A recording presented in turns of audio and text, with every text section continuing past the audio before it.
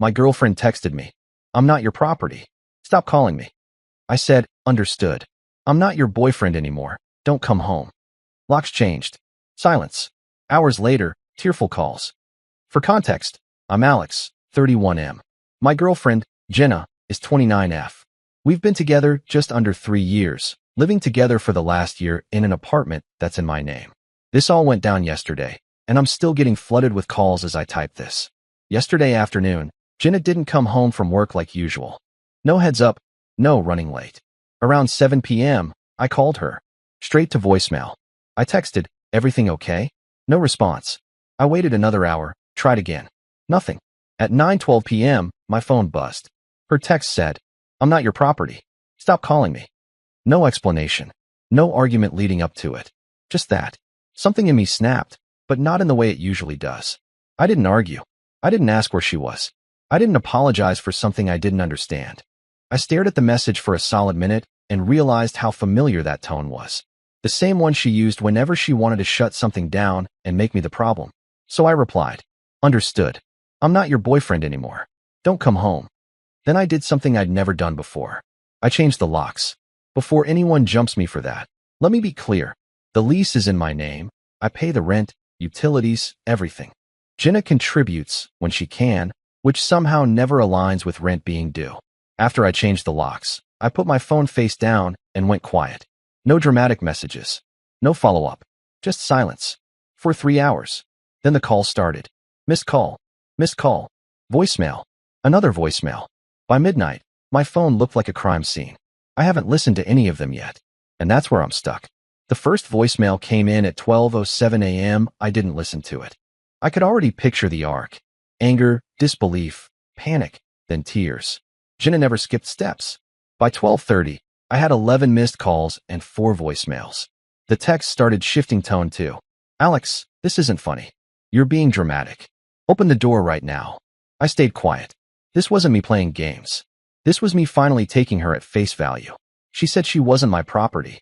Fine. Property implies access. Privilege. A shared space. You don't get those without respect. Around 1 a.m., I heard pounding. Not frantic yet. Controlled. Like she still thought this was a misunderstanding she could bully her way through. Alex, she yelled through the door. Open it. I don't want to do this in the hallway. I didn't move. She tried the knob. Once. Twice. Harder the third time. Silence followed. Then the unmistakable sound of her heels being kicked off. You're being insane, she snapped through the door. We had a fight. Adults don't do this. We didn't have a fight. She sent a message. I accepted it. That's when the insult started. You're insecure. You're controlling. This is exactly why I needed space from you. I leaned against the kitchen counter, calm in a way that surprised me. Every word she said only confirmed something I'd been avoiding for months. At 1:18 a.m., the tone cracked. Alex, she said, softer now. I don't have my charger. My stuff is in there. Still nothing from me. She tried calling again. I watched the phone light up on the counter, vibrate itself quiet. At 1:34, she slid down the door. I could hear it. Her voice changed completely. I didn't mean it like that, she said. You know I didn't. I closed my eyes. That sentence had followed every boundary she ever crossed. And for the first time, I didn't respond to it. I slept on the couch, not because I was sad, but because the bedroom felt like neutral ground I hadn't earned yet. When I woke up, my phone was at 37 missed calls. I finally listened to the voicemails while making coffee. The first 2 were rage. The next 3 were disbelief. By the 6th, her voice had dropped an octave and slowed down, like she was suddenly choosing her words carefully. Alex, please. I don't know where I'm supposed to go. You can't just lock me out. That one almost worked. Almost. At 8:46 a.m., there was a knock. Not pounding this time. Polite. Controlled. The Jenna that shows up when she needs something. I opened the door a crack, chain still on. She looked wrecked. Makeup smeared. Hair pulled into a rushed ponytail. Hoodie I recognized. Mine, technically. She immediately straightened when she saw me, anger flaring back to life. So you're really doing this, she said. You think you can just erase me overnight? I didn't erase you, I said. You drew the line. She scoffed. That text was about boundaries. You're twisting it. No, I replied. It was about disrespect. Her eyes flicked past me into the apartment. I live here. You lived here, I corrected. With me. She crossed her arms. This is abuse, you know. Locking me out like this. That word again. Abuse. She loved weaponizing it whenever accountability got uncomfortable. I didn't touch you, I said calmly. I didn't threaten you. I didn't chase you. You told me to stop calling. I stopped everything. That's not what I meant, she snapped. I know, I said. You meant you wanted power without consequences. Her face went red. You don't get to decide that. I looked at her, really looked at her, and realized something terrifyingly simple. I already had. She shifted tactics instantly. Tears welled up on command. I just needed space last night, she said softly. I didn't think you'd do something so extreme. I nodded. That's the problem. You never think I will. She stared at me, searching for the version of me that would cave. She didn't find him. And that's when she realized this wasn't a scare tactic. This was real. She didn't leave right away. Jenna stood there in the hallway like the door itself was a negotiation. One hand on her hip, the other clutching her phone, eyes darting between my face and the chain like she was calculating angles. So what now, she asked. You just throw me out like trash? I'm not throwing you out, I said. I'm enforcing what you said. She laughed bitterly. You're unbelievable. I needed one night without you blowing up my phone, and suddenly I'm homeless. One night. I raised an eyebrow. You didn't say I need space. You said I'm not your property and to stop calling you. She rolled her eyes hard. God, you're so literal. You know what I meant. That's the problem, I said. It's always what you meant, never what you actually said. She leaned closer to the door, lowering her voice like that would soften the words. Open it. We'll talk inside. You're embarrassing yourself out here. There it was again. Image. Control. Manage the scene. I'm not opening the door, I said. You can grab essentials later when we arrange it. Her face shifted instantly. The calm cracked. So this is punishment, she snapped. Because I didn't check in like a good girlfriend? No, I said. This is me listening. She stared at me, stunned. You don't get to just end things by text. You ended them by text, I replied. I just confirmed it. Her phone buzzed in her hand. She glanced at the screen, then back at me. Where am I supposed to go? I don't know, I said honestly. But that stopped being my responsibility when you decided I wasn't allowed to care. That landed harder than I expected.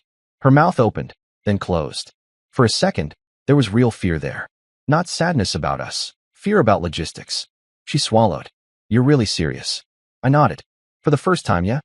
She stepped back slowly, like she didn't trust the ground anymore. You're going to regret this, she said, quieter now. Maybe, but I already knew something she didn't.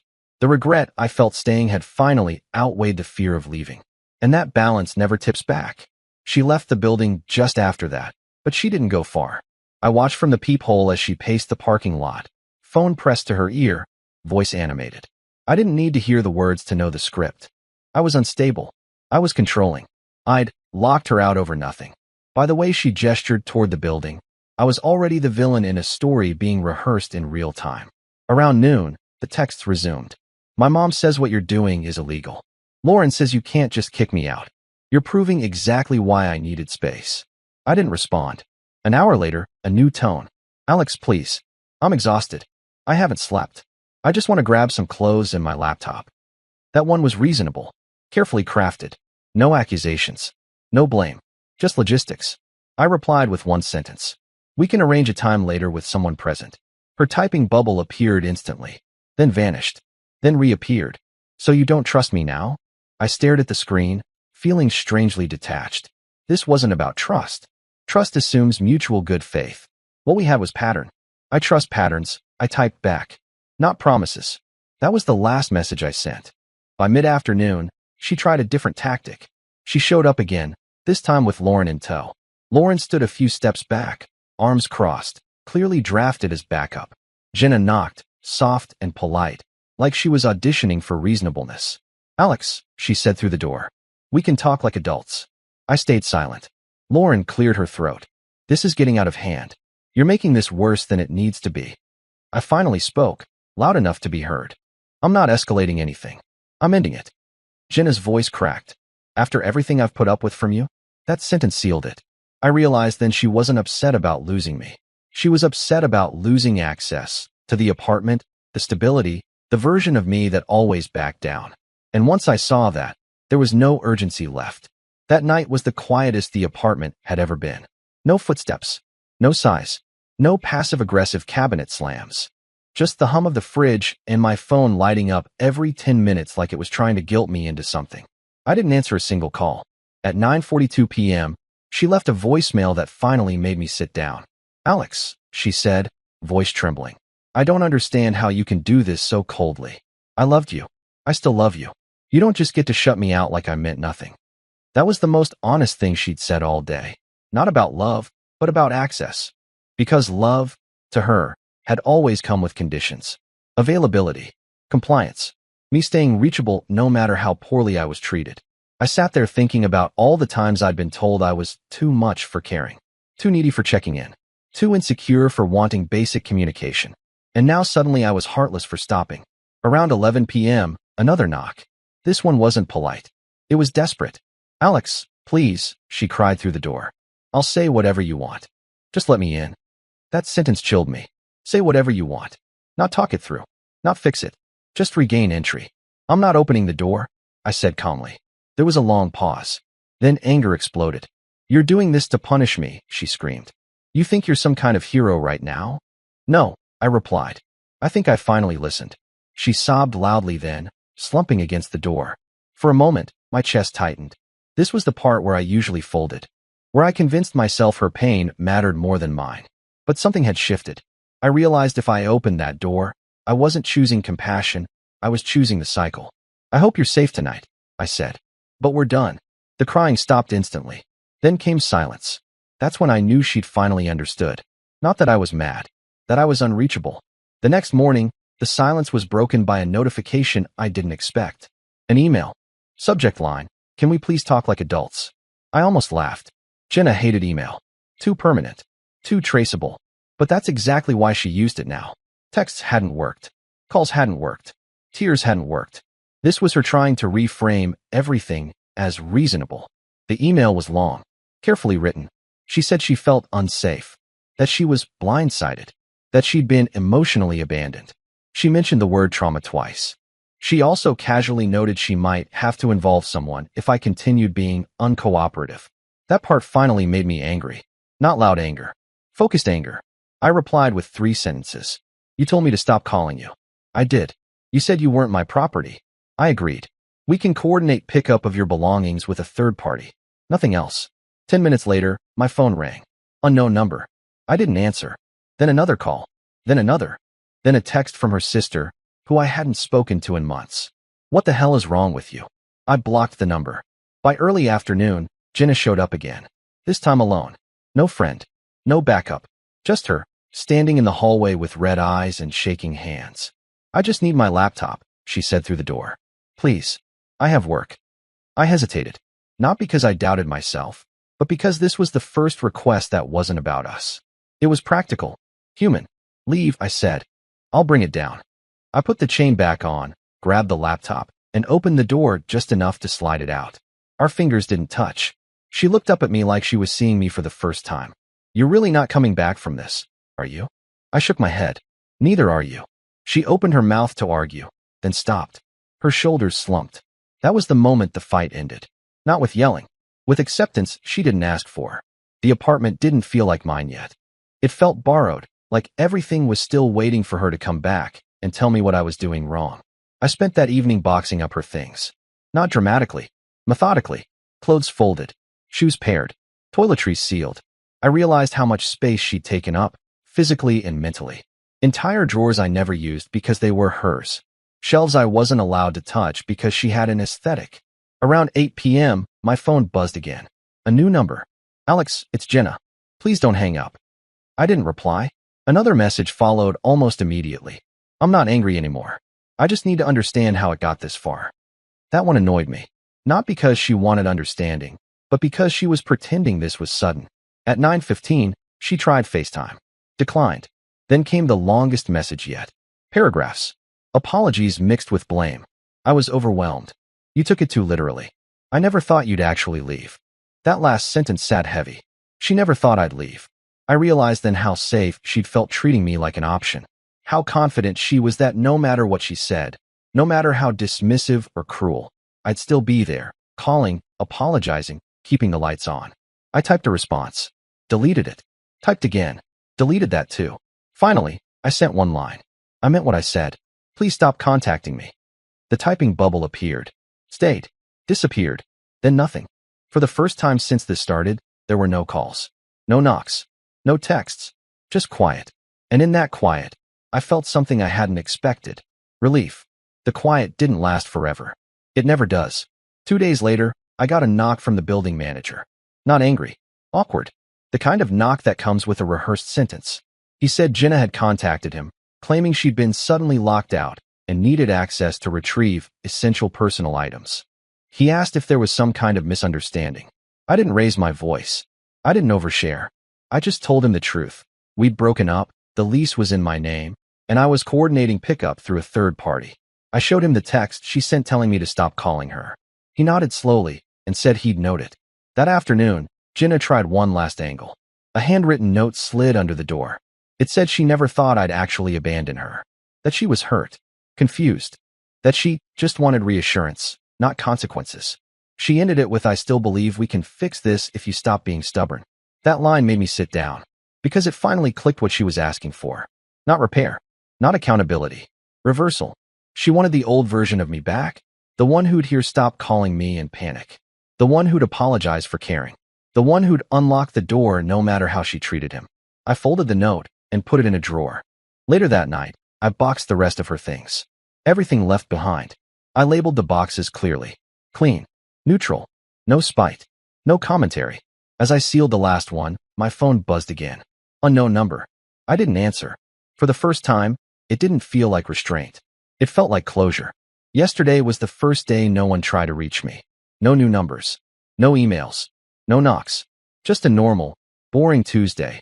And I didn't realize how much I'd missed boring until it came back. I dropped the boxes with her things off at the storage unit we agreed on through Lauren. I didn't see Jenna. That felt intentional on both sides. There was nothing left to say that hadn't already been said through actions. On the drive home, I replayed that original text one last time. "I'm not your property. Stop calling me." For weeks after, I'd wondered if I'd overreacted, if I'd taken it too far, if a normal boyfriend would have apologized, unlocked the door, smoothed it over. But here's the thing I finally understand. That text wasn't about independence. It wasn't about boundaries. It was about control without accountability. She wanted the freedom to disappear while keeping the safety net intact. She wanted to reject connection without losing access. She wanted reassurance on demand, but consequences on delay. And when I took her words literally, when I accepted them without negotiation, everything collapsed. The anger, the tears, the panic. Not because she loved me so deeply, but because she never expected me to leave. That realization hurt more than the breakup itself. I don't hate her. I don't even think she's evil. I think she got comfortable in a dynamic where I always chased clarity while she held the exit door open, just in case. I closed that door. Not with yelling. Not with revenge. With silence. So yeah, I changed the locks. I stopped answering. I meant what I said. And for the first time in a long time, I don't feel like I'm waiting to be chosen. I already chose myself. If anyone's been on the receiving end of a "stop caring, but don't stop being there" relationship, I'd love perspective. I'm not looking for validation. Just sanity. Because right now, the quiet feels earned.